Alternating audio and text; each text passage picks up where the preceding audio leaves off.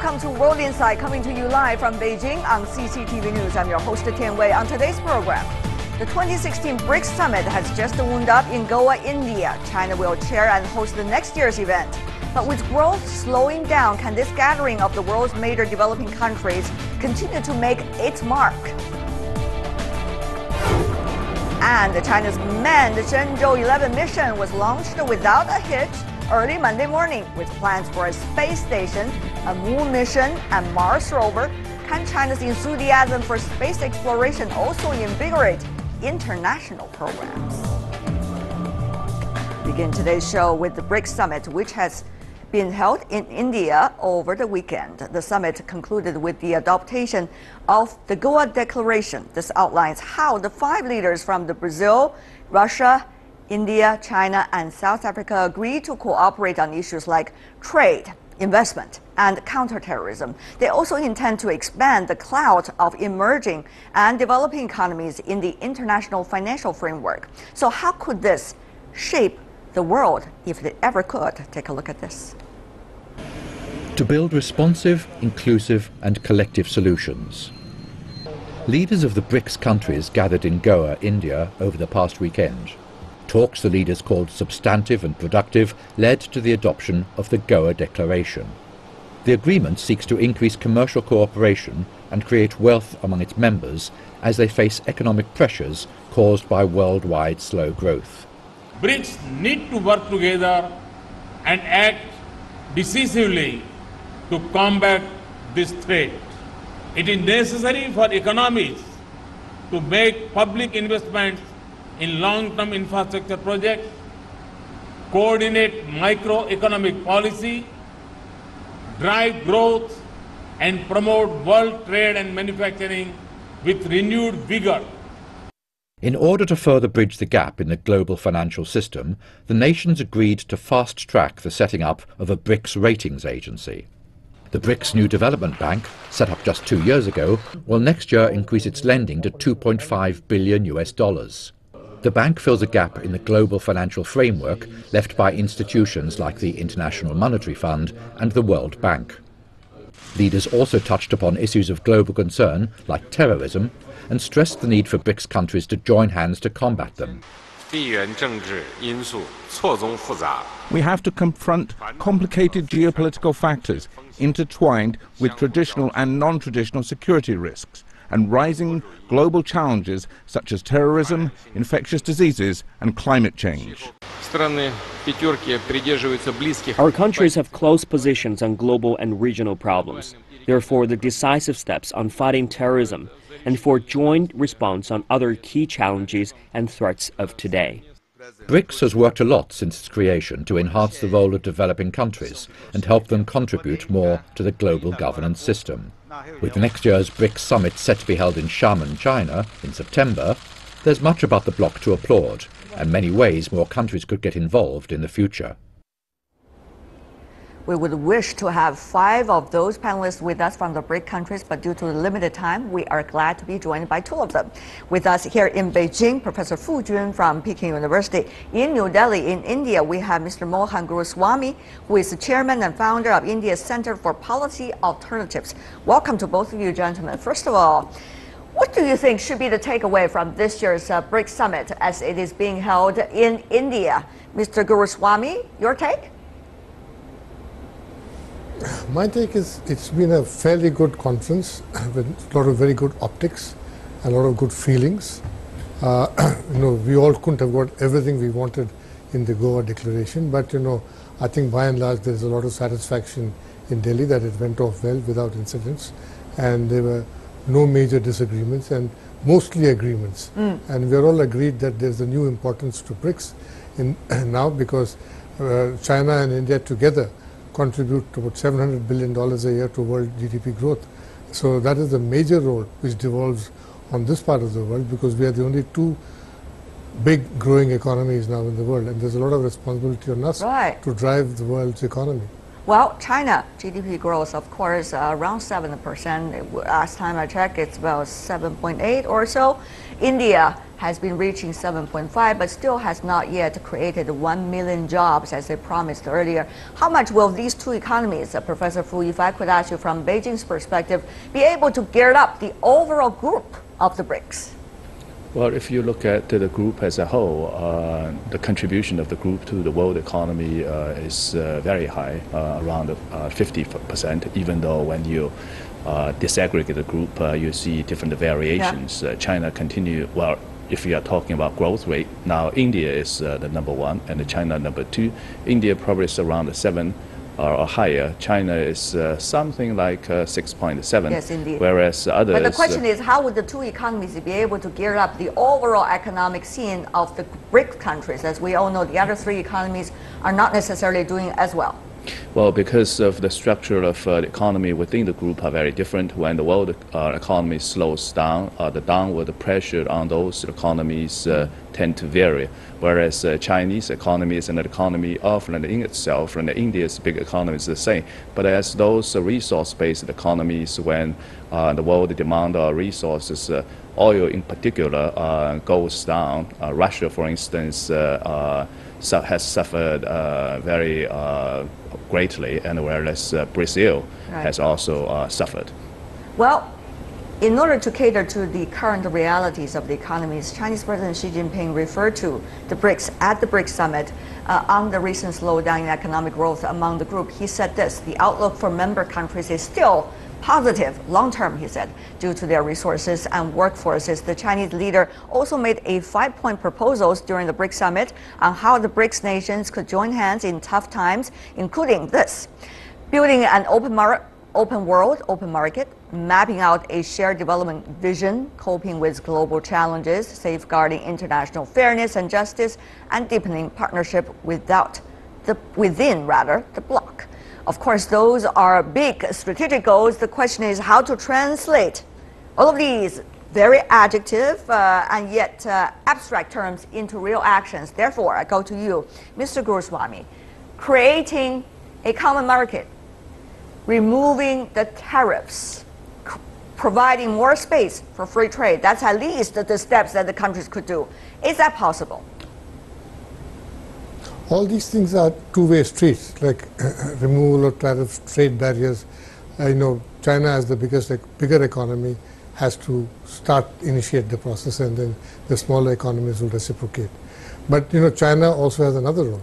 China has to lead investment. China is sitting with over $3.5 trillion in American banks, wasting away there and not getting interest, and also financing American adventures abroad. I think China has a responsibility on seeing that this money is invested productively in countries which are smaller than it, which are smaller economies than it, and who need a lot more infrastructure, who can actually then consume a lot more. And these are goods which China can export: infrastructure goods, railway systems, all the telecommunication systems. All this will benefit China. So I think China should put its money where its mouth is. Well, China could put money where it is important, but at the same time, the open market has to be created by all economies, not necessarily China. If China just want to try to build some infrastructure for the other country, it has to also see the return, because it's a trade and investment we're talking about rather than just welfare. So, Professor Fu, do you see actions from that side among the BRICS countries about more open market toward one another at least? Well, there has been a lot of actions, but the question is, do you continue to improve the system within, and also with the system between the the BRIC group country with the rest of the world? Right. Within the countries, I see a lot of complementarity between the 5 countries. You have resources countries. You also have big countries like China, who continue to be in the midst of industrialization, even though Chinese economy has slowed, but at the rate of 6.7, the absolute size of the Chinese economy will continue to rise. And to push that economy, China needs resources beyond its own borders. So that is why, if you look at Russia, if you like countries like Brazil, in that picture, you also see prospects of growth as long as they continue to improve the allocative efficiency within the group. There is no question. But having said that, though, we do see the possibility that the BRICS economies, particularly being commented by the Western press, could become competitors rather than just partners. How do we understand these possibilities, Mr. Guruswamy? I think there's a tendency in the West to see everything which doesn't include them as a rival. I don't think BRICS Bank or BRICS multilateral institutions are rivals to Western institutions, except that, you know, Western institutions have created no space for the other large economies in there. So, you know, IMF is dominated by the G7, which is all European, and with Japan in it. And so, you know, so we had to create our own space. Now, the World Bank, China and India are bigger donors to the World Bank than the European countries, but they have no role in it. So I think, you know, they are themselves at fault for not creating space. And they've got used to unilateralism, and their share of the global economy is shrinking. And their economies are shrinking. America is growing, but Europe is shrinking. Japan is shrinking. So they can't continue to play the same role they played before. And the economies are growing, need more responsibility and a bigger role. And this, I think, you know, the West is finding it difficult to understand and to accommodate. How, on the other hand, and we see this manifested in criticism. Yeah. Yes, indeed. On the other hand, Professor Fu, how much can BRICS countries be able to create this space in the international community? For example, pushing more reform within IMF, within the World Bank. We all understand how difficult it is, that it's been going on for years, and of course, some space has been created, but never not to the satisfaction of the BRICS countries. How much can still be done, really, given the bureaucracy? Well, I do not see that we are creating alternative institutional arrangements against the existing set of international system. The international system is not perfect, and especially in light of the growing weight of the economic power shifting from Atlantic Ocean to Pacific Ocean. And when you look at the Pacific Ocean, China and India, big countries, Russia, big countries. So it's reasonable to expect to see a higher level of voice of their opinions in those international organizations. So that is the direction that I see. And in addition to that, China, for instance, has come up with its own institutions, international institutions like the Asia Infrastructure Bank System to facilitate the interconnection within BRIC countries. Well, AIB has been initiated by China and some of the other countries. There are many member countries already joined. Having said that, there's New Development Bank, which is what some consider, Mr. Guruswamy, the BRICS alternative to the IMF. $900 million of projects had already been subscribed out by the New Development Bank. More loans, green loans, particularly ahead. Having said that, though, it is still a relatively small number. So when we talk about international governance, when we talk about creating more space in the international community, how far is it really, our BRICS countries, from the real potential? You see, one thing we must understand is that the basic power equation, our economies might be bigger, but it is the US economy which drives the world's economy, because that is the big monosponic buyer. It's the single biggest market, and it gives trade balance, you know, has trade gaps with every major country in the world. Matter of fact, it has trade surpluses only with 5 or 6 countries in the world. So all of us, you know, love the dollar, and we collect our money in dollars and keep it in American banks, and that drives their growth and their consumption. So I think this basic realization is that we are hooked to them, has not struck us. So, you know, we keep thinking of GDP numbers adding to power, whereas actually it's the US consumption which adds to their power. So I think we need to come to an understanding on this. The earlier we come to this, the better.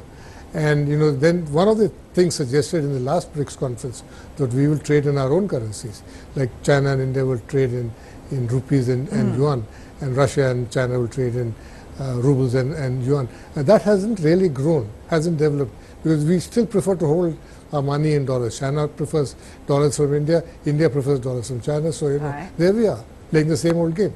Well, there has been... I think we need to come to substantial issues. We need to come to understanding. These conferences deal with superficial issues. I think you need to get the experts to talk to each other first. Exactly. I think they're talking on all kinds of levels. Having said that, though, half a minute to go. Professor Fu put you in a difficult situation. That is, China has put the RMB, including with the IMF, into the SDR basket. China, Russia doing border trade now in RMB. So there seems to be some changes. The question is, will 5 countries be able to do that together?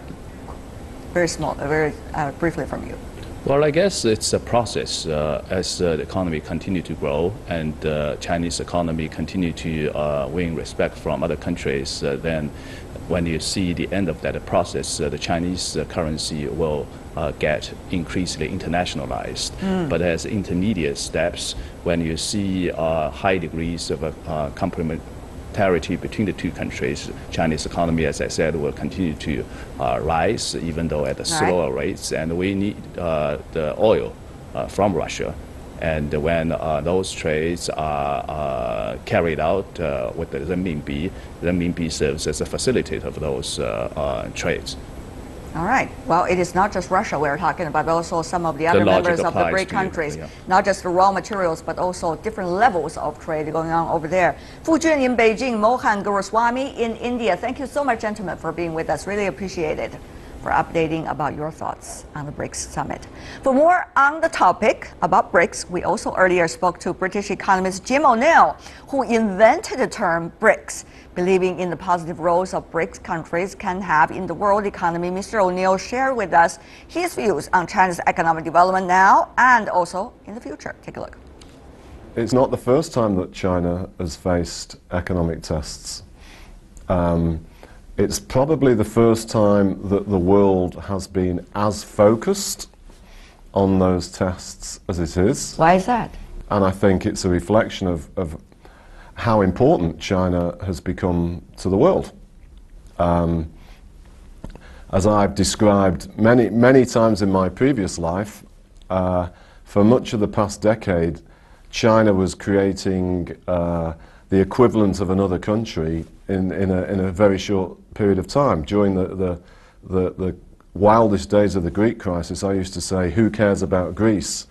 China creates another Greece every 3 months.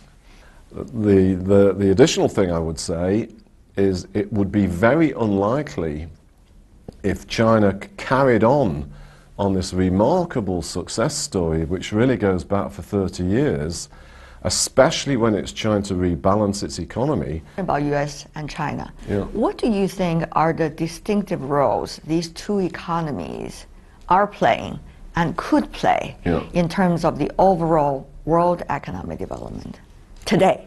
Well, in some ways it's very straightforward that the US and China are the two dominant economies in the world.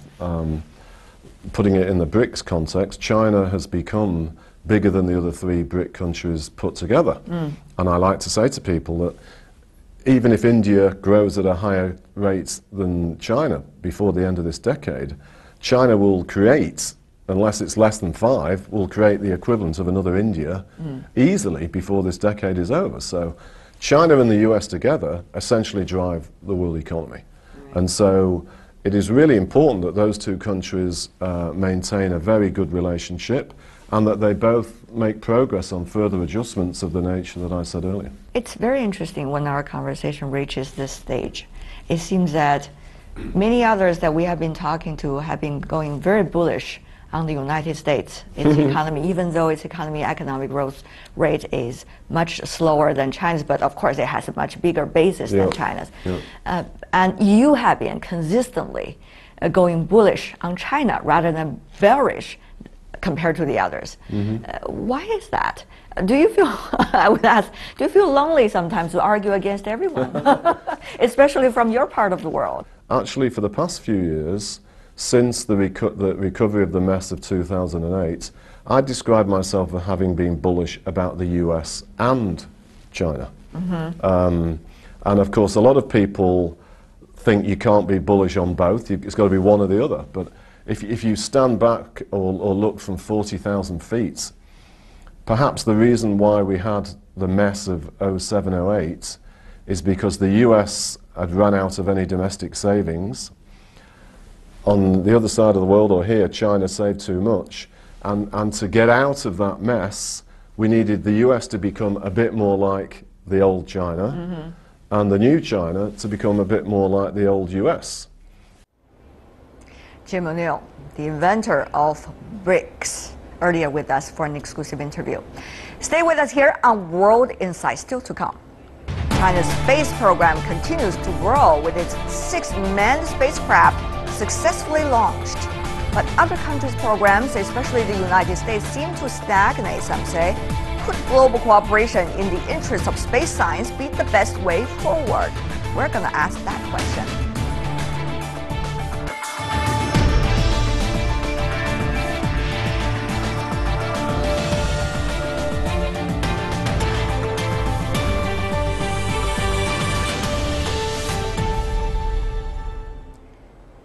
You're watching World Insight on CCTV News, coming to you live every night during the weekday in Beijing.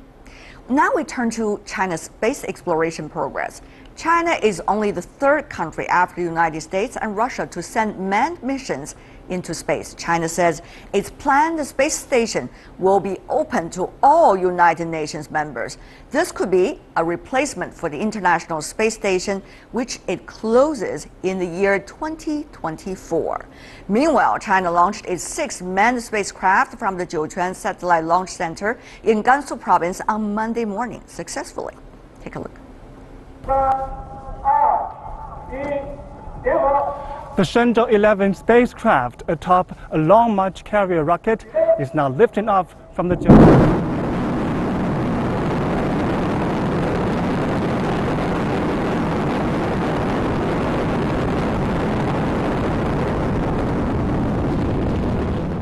The rocket blasted off at 7:30 in the morning on Monday. After nearly 10 minutes of flying, the space capsule successfully entered its designated orbit 393 kilometers above Earth. 根据北京航天指挥控制中心报告 According to the Aerospace Control Center in Beijing, the rocket is flying as planned. The Shenzhou-11 has entered orbit. The solar panels have unfolded as normal. The astronauts are well. Now I declare the launch of the Shenzhou-11 manned spacecraft a success.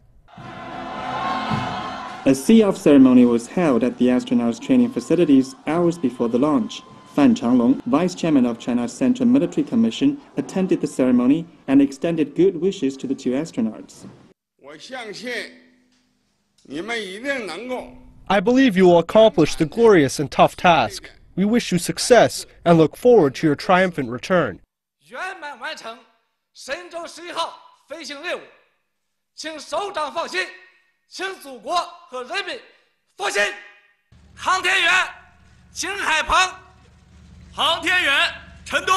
2 days later, Shenzhou-11 will dock with the operating space lab Tiangong-2, where the astronauts will carry out a series of medical and scientific experiments. Tiangong-2 is now in its operational orbit, awaiting the arrival of Shenzhou-11. The mission's main objective this time is testing the rendezvous and docking technologies for the country's planned space station, verifying the life support capability of the spacecraft and the space lab, conducting scientific research, and testing of engineering experiment. Tambo CCTV, Jiuquan Satellite Launch Center. For more on China's space exploration, we are now joined in our Beijing studio Mr. Yang Yuguang, professor from China Aerospace Science and Industry Cooperation, and also member of the Chinese Society of Astronautics. Welcome in Washington, D.C. We're having Dr. Amitabh Ghosh, who is the chair of the Science Operations Working Group for the NASA Mars Exploration Rover mission. Welcome, sir. Great to have you back. In Paris, we are joined by Christian Wichtinger, who is Executive Director of the International Aeronautical Federation. Welcome as well. Wow, I should say congratulations to Professor Yang, to you and your Chinese colleagues. Another successful launch. 25 launches China is planning for this year. So which number are we at now? Well, I don't exactly remember the number, but actually speaking, as you mentioned, it is a point that China has already become a big country in space field. We have so many launches, but as President Xi Jinping has mentioned that we hope to, in the future, become an advanced country, so we still have a long way to go for this goal. Well, let's go to Dr. Ghosh. Watching from NASA, given the fact that there was still taboo in terms of cooperation with China, what do you and other scientists there make of the latest development? So I think it's a huge achievement that China has come so very quickly developed capability within the last couple of decades. So I think that's really very positive. And as an individual scientist, I think any scientist globally would celebrate the accession of any country's capabilities. So I think from a scientific community, you will find broad-based support. On a government level, obviously, bilateral relations complicate things, so that's different. Yes. But I think the rise of China for the couple of decades has been absolutely fabulous. Will that, Dr. Ghosh, if I could just follow up a little bit from you briefly also, be able to encourage more American government's investment and also the private explorations into the space programs? Help you guys, probably, even in the future. So if you can repeat the question. The question is, will China's successful launch once again be able to gear up more enthusiasm from the American government and also the private sector to support NASA and also the overall space exploration? See, I think China's achievement is perhaps peripheral. I think there is a very active program of private participation. I think you're all watching the news of Jeff Bezos' company Blue Origins and Elon Musk's company making great strides in private exploration. So right now the onus is not just in building capability, but building capability on the cheap. So what Jeff Bezos and Elon Musk are trying to do is try to reduce the cost of launch by as much as 90%, cost of space travel. So right now it is no longer as important to build capability than to build capability cheaply. Well, I have to have so that, you know, that's right. I take your point, Professor Yang. You have to respond. What Dr. Ghosh just said, not just the capability, by the way, it is also building the capabilities on the cheap. It is also having different kind of sectors involved, not only government, but also the private sector. So is China, in a way, in any competitive advantage about those? Well, you see, that's the reusable rocket will be a world trend for every country. So China also do have some preliminary study about this kind of technologies. But on the other hand, I respect the passion of the SpaceX, but I don't believe that Elon Musk can success in the so-called the colonization of Mars. So he has seriously underestimated the difficulty for going to Mars. But is it the direction, if I could just ask you one more time, that it should be on the rise when it comes to cheap? Yes. And it also should be on the rise when it comes to different sectors' involvement? Well, become cheaper is very critical and very important, I think. All right, let's go to Mr. Freitinger. Right. He has been patiently waiting for your two colleagues to figure out what they stand for. What about from you, Mr. Freitinger? Do you think, what do you make of the future trends? What exactly are the issues that we should work on now? Well, first of all, I think one has to really congratulate the entire Chinese community, space community, and the Chinese people to this outstanding success, which is just one more step in a very thoroughly and properly planned sequence of making great progress in the exploration of outer space. What is specifically stunning, I think, is the schedule and the reliability of the schedule that the Chinese space community has set and built up for itself. There are very, very concrete steps, very successful steps. What is up in the future? I think we have moved into a mode of cooperation, global cooperation, and we should at the same time not forget that a certain competition is also very fruitful and very important to reach really the big goals which are in front of humanity.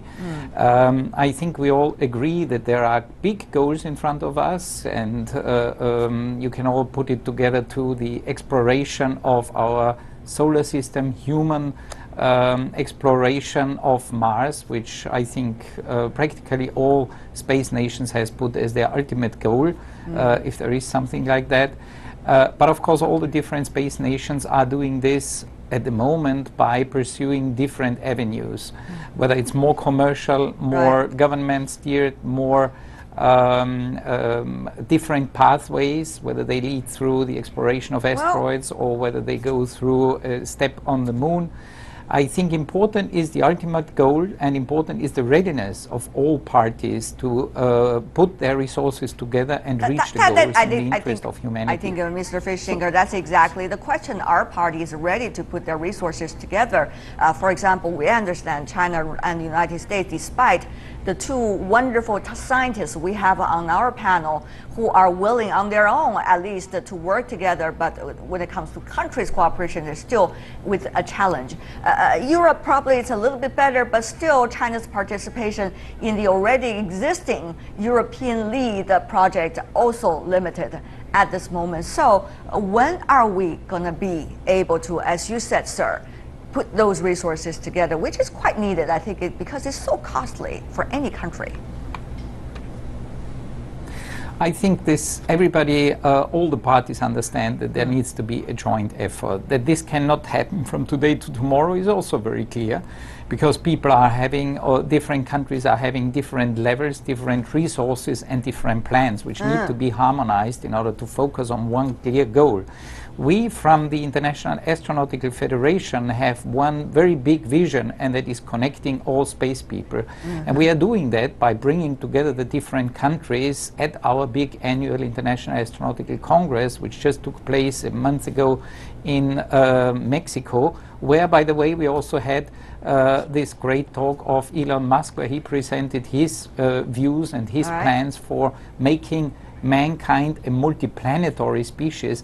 And I think what we all need is the inspiration that comes from announcements like that, in order to bring our next generation, give our next generation the inspiration they need in order to put space and space exploration again in the focus of their wishes. Dr. Ghosh, I think the ambition is there, their desire, the aspiration has always been there for the younger generation about exploration of the outer space. The question really is, how can we go from here for the real practical step about cooperation? From the U.S. perspective, do you think, knowing all the information you have, where can we start at least, if with China ever in the future? See, I think that's a very difficult question, because see, I think goals of nations are set not just by the desire to cooperate or to desire to further the scientific frontier, but also by their own strategic needs. So I think each nation, so it's not like that a community of scientists feel that cooperation is desirable, then each space agency internally has to assess where it is headed and where it is not. So a very quick comment about the previous discussion about what is the larger goal. See, the larger goal is, one is of course cheap space exploration. The other goal is the humans to Mars goal. It's very difficult. So it's very important to realize that that next goal, going to the moon was just 3 days away. Going to Mars is 7 days away, 7 months away, sorry. And so imagine the amount of redundancy and planning. For example, of Boeing 747, which when it flies from Washington to China, has 4 engines just for redundancy. If one engine was to burn out, how many engines should a spacecraft going from Earth to Mars have? So what happens if there is astronauts encounter a medical emergency? All this makes the present cost of going to sending humans to Mars at maybe $500 billion to $1 trillion. So that makes it really unaffordable for any country, unless you learn to do this cheap, unless there are breakthroughs in engineering, and unless there is international cooperation. Dr. Ghosh, coming from the Mars rovers exploration team, knows exactly what he's talking about when he explained to us all of the complexities. Having said that, though, Professor Yang, I wonder whether we could start from somewhere, and I'm going to shine some light about that. That is the International Space Station. At this moment, the launch of the Shenzhou-11 is in Chinese view, in preparation for the construction of China's own space station. And China is not just going to use it alone. China has been showing its willingness to enhance space cooperation, especially once the station starts working for the year 2022. Will China be able to stick to that? China signed an agreement in June with the United Nations to open its space station to member states, especially developing countries. China will provide flight opportunities for astronauts and payload engineers who can conduct space experiments on board the station. Both parties will also promote international cooperation in human space flight and other space activities. A lot of excitement over there, but Professor Yang, here's the issue. It is still a few years to go. It depends on China's every step of the way success in the next few years. And then it also depends on whether the US and European countries and developing and emerging economies want to work with China, seeing China as a reliable partner in that regard. What do you make of it?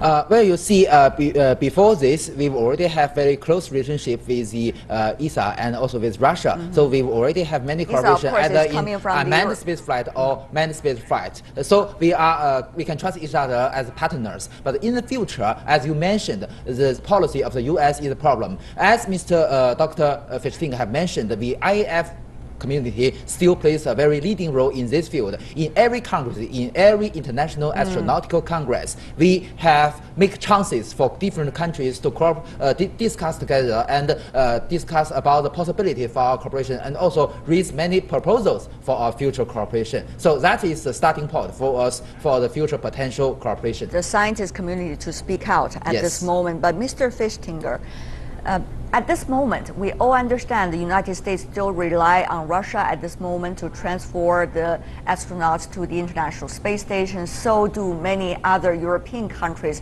When it expires, the current ISS, International Space Station, what to do? Will China be an option? If that is an option, what would that mean for opening a possibility, at least, for everyone to work together? Well, I think coming back also to your initial question, when and how China will become a space power, I would just like to contradict a bit. China is a space power, as you rightfully said. I didn't ask when is China going to be a space power, but rather my question is when the space cooperation among countries are going to be possible. So, sir, is International Space Station going to be a possibility and starting point? Sure.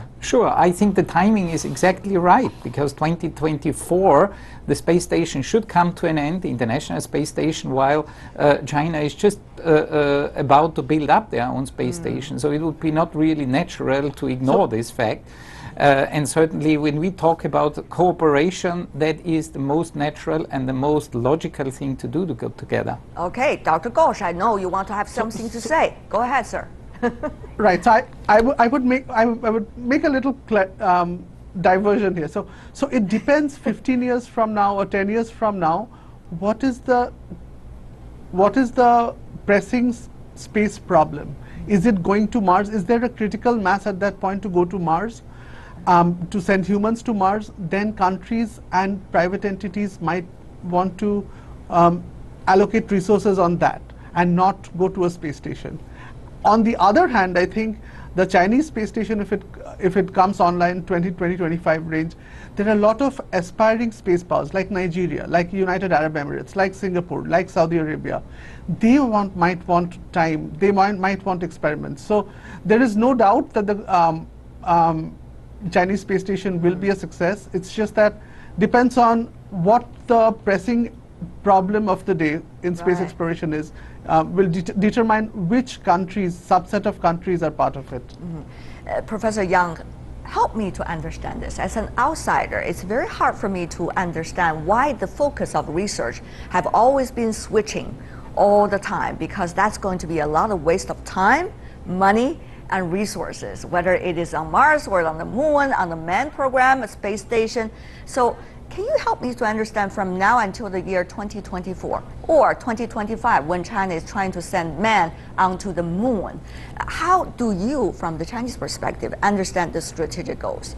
You know, it is meaningless if you repeat the scientific research work of other countries in space field. So every space mission, every scientific research mission must be different. It must be distinctive, different from other countries. So it is very natural to have different choices of different scientific research experiments. So we do not repeat other countries' work. But on the other hand, each country should work together, especially in the scientific research field. That is the most easy field for different countries to work together. Also, during the Astronautical Congress this year and last year, the China Manned Space Agency has given lectures, given presentations to show the proposals and the wishes to cooperation with other countries, including the U.S. Okay, and from now until 2 days later, Mr. Fishtinger, we are going to see the Chinese astronauts helping the current Shenzhou-11 to dock with the lab. That is going to be a very important step. Help us to understand very briefly, if you can, with 30 seconds, the significance of that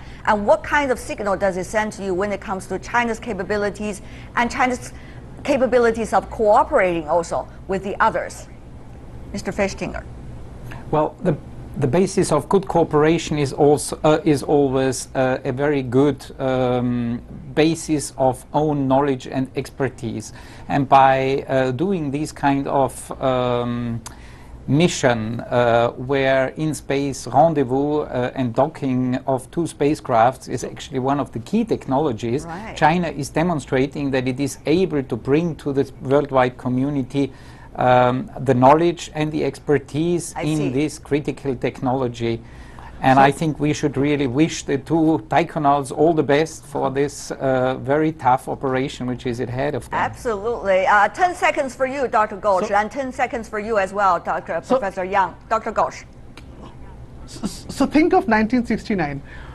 People would not have believed that the day would come when a country like China would match the capability of the US. So this is huge, I think. The fact that China has gone forward and other countries like India have gone forward. Professor Yang, final words, 10 seconds. Our docking mechanism is APAS, which is very similar, and in the future it is very easy for us to have a cooperation together. It is, technically speaking, it is possible to dock with other countries' spacecraft.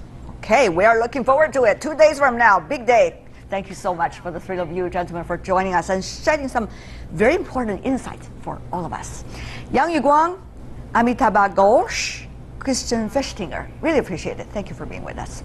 That is all the time we have for today. If you'd like to see more of a program, visit our website. Just type in World Insight CCTV News into your search engine. You'll be able to find us. Or you can also check out our YouTube channel. From me, Tian Wei, and everyone on the World Insight team, thanks for watching, and tune in again tomorrow for more insights from across China and around the world.